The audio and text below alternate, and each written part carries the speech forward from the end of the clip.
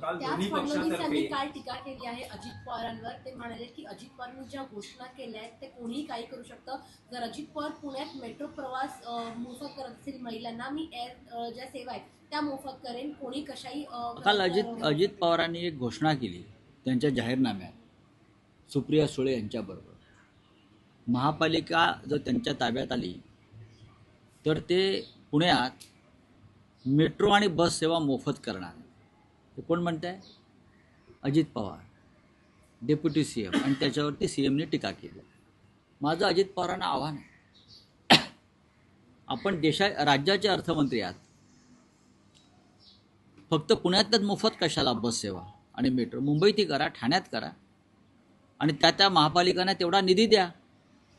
त्या संदर्भात पुण्यामध्ये तुम्ही जर मोफत करणार असाल तर या महाराष्ट्रातल्या प्रत्येक शहरातल्या नागरिकांना तो अधिकार आहे बस सेवा मोफत घेण्याचा किंवा मेट्रो मोफत करण्याचा. फक्त पुण्यावर नको. माझं मुख्यमंत्र्यांना आव्हान आहे, अजित पवार थापा मारत असतील तर त्या थापेबाजीला आळा घाला. अजित पवार खोटे बोलत असतील, अजित पवार भारतीय जनता पक्षाला टीका करतायत तरी ते मंत्रिमंडळात आहेत. हा काय ठरवून चाललेली कुस्ती आहे का? कळेल आम्हाला नंतर.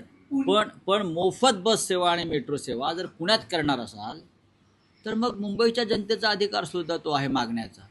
मुंबई महानगरपालिकेचा, ठाणे महानगरपालिकेचा, कल्याण डोंबिवलीचा, सगळ्यांना द्या तुम्ही, अख्ख्या महाराष्ट्राला द्या.